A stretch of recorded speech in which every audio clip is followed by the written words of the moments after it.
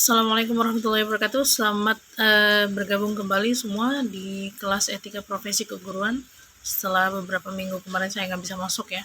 Dan ini kita lanjut kembali dengan topik status, sifat, dan peran guru di bab 3 di buku. Dan ini berarti sudah pertemuan keempat dari rangkaian pertemuan kita di semester ini ya.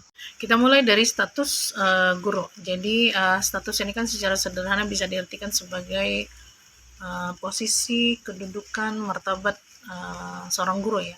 Jadi status ini bisa ditinjau dari beberapa hal. Yang pertama itu ada status akademik. Nah, status akademik ini artinya status kedudukan atau martabat seorang guru dilihat dari latar belakang pendidikannya.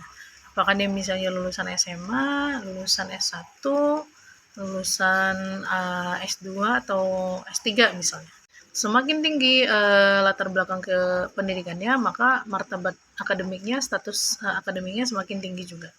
Nah, ini kan sejalan dengan peraturan pemerintah yang mengatakan setiap guru itu wajib memiliki kompetensi pedagogik, profesional, kepribadian, dan sosial. Nah, kompetensi pedagogik inilah yang kemudian dibuktikan dengan latar belakang pendidikan. Apakah seorang guru itu misalnya tamatan S1 atau S2, atau bukan dua-duanya tapi ternyata misalnya SMA saja. Nah, ini akan menentukan status akademik mereka.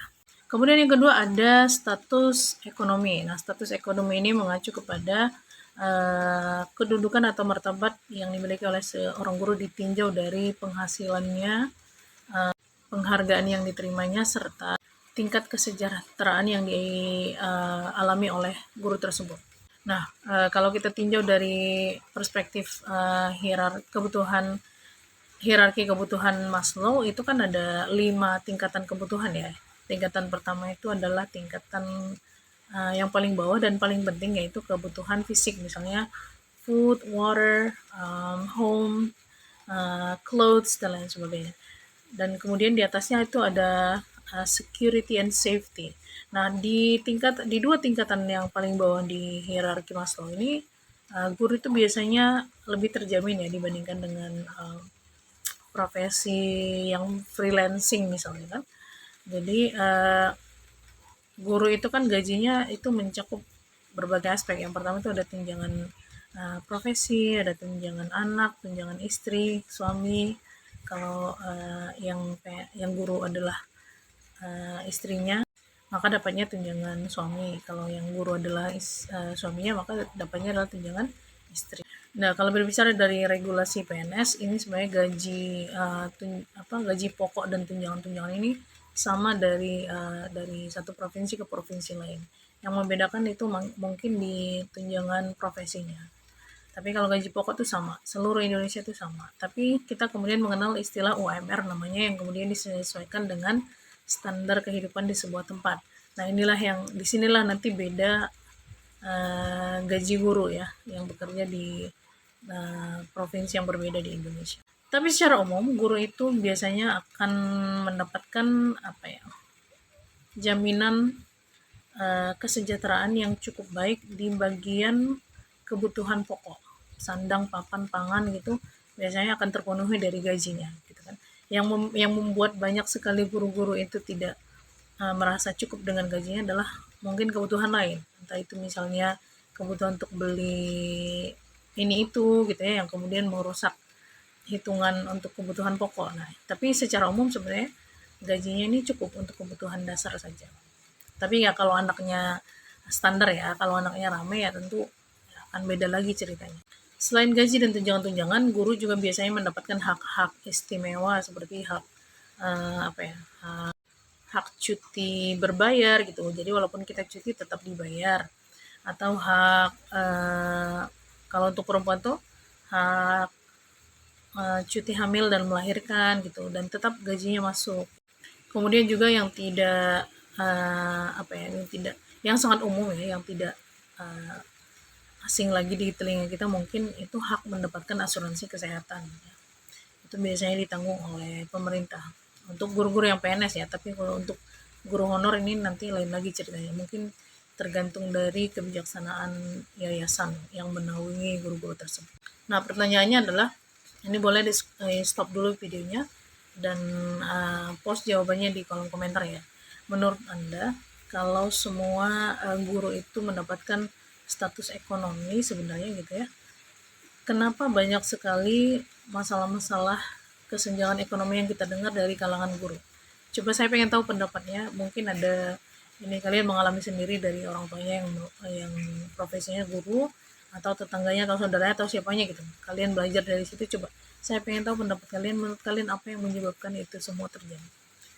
Kemudian status yang terakhir adalah status organisasi. Status organisasi ini artinya status yang kedudukan yang melekat dalam profesi keguruan itu sendiri, di mana setiap guru itu wajib terasosiasi dengan organisasi profesi tertentu. Misalnya kalau untuk guru itu biasanya PGRI ya, kalau untuk PNS. Kalau organisasi apa ya, di luar dari kewajiban tuh mungkin organisasi-organisasi sunnah seperti organisasi Persatuan Guru PAI seluruh Indonesia misalnya, itu kan ada. Tapi ini organisasi ini kan sudah membuat kita ini cukup eksklusif gitu. Kita sebagai guru tuh cukup eksklusif dibandingkan dengan anggota masyarakat lainnya. Tiga-tiga status ini, status akademik, status ekonomi, dan status organisasi ini sudah cukup, walaupun menurut kita secara nominal tuh mungkin tidak seberapa, tapi ternyata sudah cukup membuat profesi keguruan itu sebagai profesi yang cukup dihormati di masyarakat kita. Ini terbukti dari apa ya, cara orang tua mengajarin anaknya untuk menghormati guru misalnya, atau bagaimana masyarakat itu memandang profesi keguruan itu sebagai profesi yang apa ya, yang sangat sangat dihormati di apa ya, di masyarakat. Oke, kita lanjut dengan kali ini masuk ke sifat-sifat guru. Ini sifat-sifat guru yang akan kita bicarakan adalah sifat-sifat yang ideal ya, yang tidak ideal ya. Ini nanti sudah di luar diskusi kita. Tapi untuk idealnya seorang guru itu harusnya bersifat ikhlas. Apalagi kita yang di Kemenak ya. Salah satu slogan Kemenak itu kan ikhlas. Ikhlas beramal gitu. Jadi kita memang sebagai guru itu penting. Ikhlas ini penting sekali. Tapi definisinya mungkin beda dari orang ke orang ya. Tapi ikhlas yang saya sampaikan di sini adalah ikhlas dalam arti bahwa seorang guru itu melakukan pekerjaan mengajar itu semata-mata untuk mencari ridho Allah gitu. Nah ini memang secara praktik susah banget ini. Tapi saya ingin kita semua paham dari awal bahwa menjadi guru itu nggak mewah sama sekali. Jadi kalau mau mencari kemewahan sebaiknya nggak usah jadi guru. Tapi kalau kamu mau mencari pahala, maka ini profesi guru, menjadi guru ini adalah salah satu ladang yang sangat menjanjikan untuk kita ngumpulin pahala sebagai bekal nanti ya di akhirat. Kalau capeknya bagaimana? Ya capek lah. Semua kerjaan tuh seharusnya capek kalau dikerjakan dengan serius. Tapi kalau ternyata capek dan ada pahalanya, ya kenapa enggak jadi guru gitu ya. Karena ada pekerjaan di luar sana yang capek tapi tidak berpahala. Adanya justru berdosa gitu. Nah ini kalau jadi guru insya Allah kita tuh, apalagi kalau dikerjakan dengan ikhlas tuh, kita lelah mungkin secara fisik, tapi secara kejiwaan tuh ada apa ya, ada sesuatu yang terpuaskan gitu. Terpuaskan dalam arti kita mungkin merasa lebih berguna kepada masyarakat, kepada bangsa dan negara, dan itu saja kan sudah cukup untuk membuat kita menjadi hamba yang cukup spesial dibandingkan dengan yang lainnya. Plus tadi kalau dikerjakan secara ikhlas kan dia jadinya pahala. Jadi pahala setiap hari kita kerja sambil ngumpulin pahala kan lumayan ya untuk jadi bekal nanti. Yang kedua, jujur. Jadi kualitas ini seharusnya memang mau dia guru atau tidak seharusnya dimiliki oleh setiap individu ya. Tapi terlebih kalau kita jadi guru begitu. Jadi guru itu memang tuntutan moralnya sangat tinggi, termasuk tuntutan untuk bersifat jujur. Nah ini berat ya, di beberapa situasi ini berat, tapi saya ingin kita semua berusaha sekuat tenaga, sekuat jiwa kita untuk bisa tetap jujur dalam semua pekerjaan yang berhubungan dengan profesi kita sebagai guru. Yang ketiga, action. Kalau dalam buku kita itu dia namanya walk the talk. Kerjakan apa yang kita bicarakan gitu. Jadi guru tuh dilarang banyak bacot. Guru tuh dilarang banyak berbicara, minim aksi gitu ya. Seharusnya tuh kebalik, banyak aksi, minim bicara.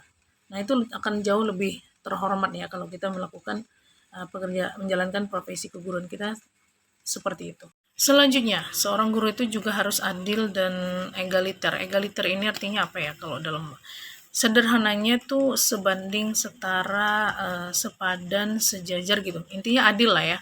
Nah, adil dan egaliter itu ya sebenarnya berhubungan, tapi artinya adalah kita memperlakukan orang dengan setara begitu. Nanti ketika sudah jadi guru, jangan Anda memperlakukan anak didik Anda secara istimewa karena misalnya perlakuan orang tuanya ke Anda gitu ya.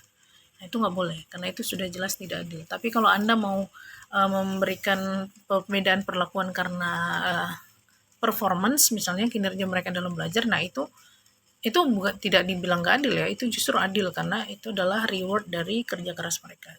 Kemudian berakhlak mulia. Nah ini cukup berat ya, tapi tidak bisa pun berakhlak mulia, minimal tuh jangan ada skandal yang aneh-aneh lah gitu, yang membuat orang tuh ilfeel diajarin sama Anda. Sebagai guru ada banyak hal yang tidak boleh kita lakukan, seperti misalnya terlalu dekat dengan siswa kita tuh nggak boleh. Apalagi sekarang di zaman ketika banyaknya berita-berita tentang pelecehan yang terjadi oleh guru ke anak didik, nah itu nggak boleh.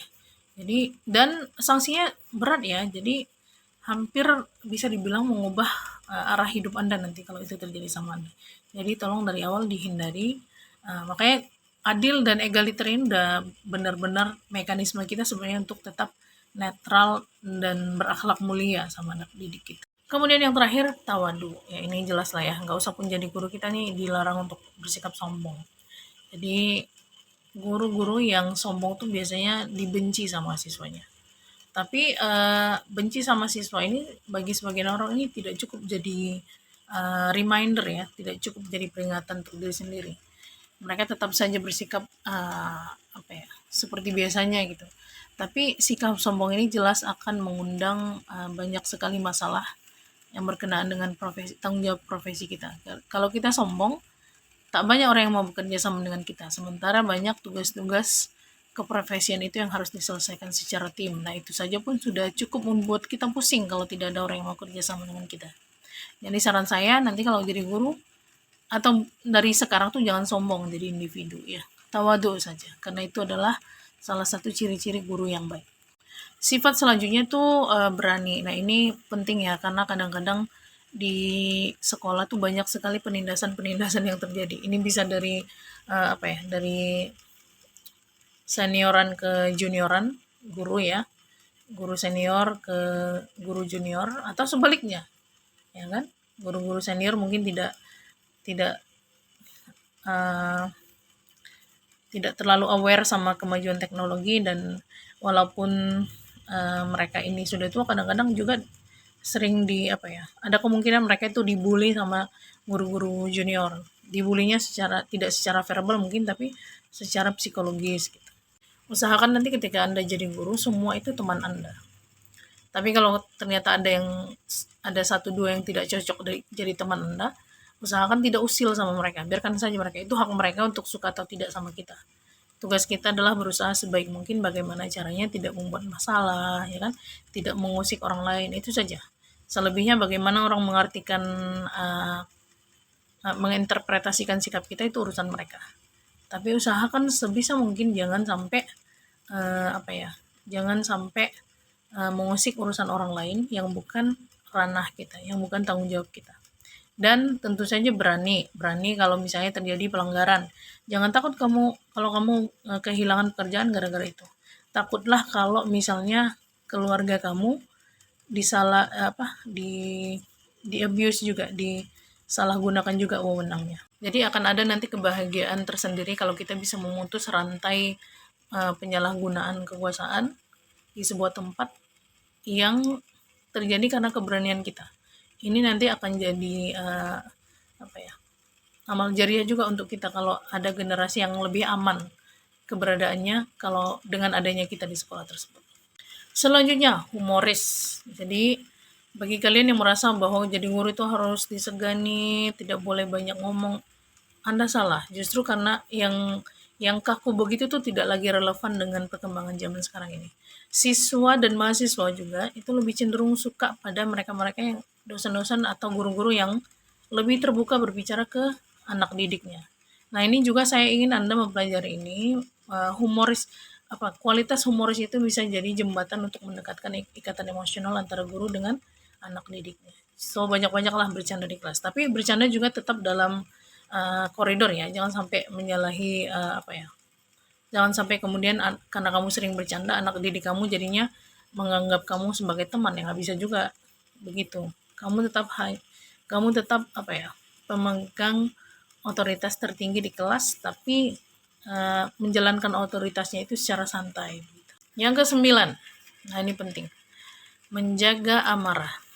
Nah ini kalau dalam agama kita bahkan tindakan menjaga amarah itu bisa dianggap sebagai jihad ya, saking beratnya.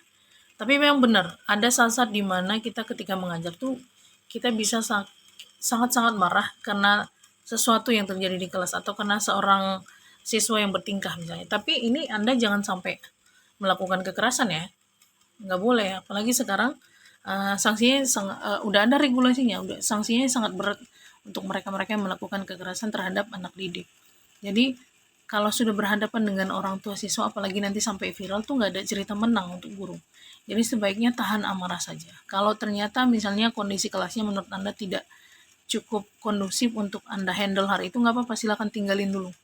Nggak usah masuk dulu, daripada kamu nanti lepas kendali di kelas. Tapi dimanapun, bagaimanapun jalan ceritanya, mau kamu ada di sisi yang benar atau salah, jangan sampai kamu melampiaskan kemarahan ke anak didik. Lawan kamu nanti bukan anak didiknya, orang tua dan komite sekolah dan lain sebagainya. Kalau menggantikan satu guru itu gampang, ya kan? Tapi menggantikan orang tua itu nggak akan pernah ada ceritanya dalam kasus kekerasan yang terjadi di sekolah. Jadi jangan, tahan amarah. Ke-10, sinergi dengan orang tua, dengan semua pihak yang terlibat dalam pendidikan anak. Ini bisa orang tua, bisa komite sekolah, bisa kepala sekolah, bisa guru-guru yang lain gitu. Apapun demi menjamin optimalnya perkembangan anak didik di sekolah. Jadi nanti ketika sudah jadi guru banyak-banyaklah ngobrol sama orang tua mengenai perkembangan anak mereka di sekolah. Kadang-kadang apa yang kita anggap biasa dilakukan sama anak didik di sekolah tuh ternyata sama ibunya tuh baru, nggak pernah dilakukannya di rumah. Jadi koordinasi seperti ini nanti bisa membantu kita menjembatani krisis yang terjadi pada anak. Nah ini terbalik dengan yang tadi, ini nomor 11 sekarang ya, menjaga lisan. Nah ini kalaupun kamu itu tadi sejalan dengan menahan amarah, semarah-marahnya kamu sama siswa jangan pernah berkata kasar dan jangan pernah memukul. Kalau ternyata kondisinya tidak cukup aman bagi kamu untuk bersikap netral, kamu tinggalin aja, nggak masalah. Daripada kamu nanti memaki-maki di kelas, marah-marahin siswanya sakit hati, dibeli cari tangannya ke orang tuanya, gawat ya. Jadi tinggalin saja, nggak masalah. Baru nanti ketika sudah tenang baru kembali lagi, daripada kamu berkata kasar di situ. Itulah pentingnya menjaga lisan ini. Ada banyak lagi sebenarnya kualitas-kualitas lain yang harus dimiliki oleh seorang guru, tapi 11 ini sudah cukup. Kalau kita punya semuanya, sudah cukup untuk membuat kita menjadi guru yang baik, guru yang profesional ya. Jadi usahakan masing-masing sifat ini ada di kamu. Kita lanjut dengan peran guru sebagai sebagai tokoh penting dalam pendidikan di Indonesia. Yang pertama, guru itu berperan sebagai pengajar. Nah ini jelas ya, karena kan kita tugasnya adalah mengajar di kelas. Tapi mengajar ini jangan dianggap dalam konteks materi saja, tidak, tapi juga dalam konteks moral. Jadi kamu wajib mengajari anak ini untuk bersopan santun sama orang tua, ya kan? Kalau kamu guru PAI itu kamu wajib mengajari anaknya ini nanti untuk bisa membedakan yang mana yang baik dan buruk dalam perspektif agama dan lain sebagainya. Kemudian guru sebagai pendidik. Nah ini juga sejalan dengan mengajar tadi, kamu juga nanti harus mendidik mereka untuk menjadi manusia yang berguna. Manusia yang berguna itu bagaimana? Manusia yang memiliki standar moral yang bisa diterima oleh masyarakat kita. Jadi anak yang yang tidak tahu sopan santun, yang tidak tahu bagaimana cara menghormati orang tua misalnya, ini jadi PR kita ini di sekolah sebagai guru PAI. Kemudian guru sebagai pembimbing. Nah ini nanti akan di perjalanan karir Anda mungkin Anda akan ketemu dengan banyak sekali siswa yang menunjukkan tanda-tanda keluar dari jalan yang benar gitu. Nah ini tugas kamu menyeret mereka kembali ke koridor yang tepat. Selain itu, guru juga berperan sebagai pelatih ya. Pelatih ini terutama untuk pembelajaran-pembelajaran yang melibatkan gerakan-gerakan fisik misalnya seperti sholat. Nah ini kamu wajib melatih mereka supaya bisa melaksanakan kewajiban sholatnya dengan baik. Jadi kamu tuh pelatih sholat. Selain itu, kamu juga nanti akan berperan sebagai penasehat. Nah, ini kamu nanti akan kamu akan kaget mungkin kalau ketemu dengan kalau tahu berapa banyak sebenarnya anak-anak didik kamu nanti itu yang membutuhkan nasihat. Banyak. Kenapa banyak? Karena ya mereka mungkin tidak punya banyak waktu untuk ngobrol dengan orang tua di rumah, dan mereka itu punya masalah yang mereka merasa tidak bisa dikomunikasikan dengan orang tua. Nah, ini yang begini-begini jadi tanggung jawab kita ini nanti. Kita wajib memberikan mereka arahan supaya mereka tidak mengambil keputusan yang salah. Selain itu, kita sebagai guru, kamu juga akan berperan sebagai pendorong, pemantik ya kreativitas siswa. Jadi siswa ini banyak sekali, terutama di level pendidikan rendah seperti SD dan SMP, itu banyak yang sebenarnya orangnya banyak ide tapi tidak tahu bagaimana cara menerjemahkan ide ini ke dalam kreasi. Nah, ini tugas kita sebagai guru. Kita bertugas untuk, salah satu peran kita adalah memantik ya, memancing atau mendorong kreativitas mereka. Banyak lagi peran-peran lain yang bisa Anda baca sendiri nanti di buku kita, tapi peran-peran ini menunjukkan bahwa betapa tugas menjadi guru itu tidak receh sama sekali, sangat berat. Makanya memang guru itu adalah pahlawan tanpa tanda jasa.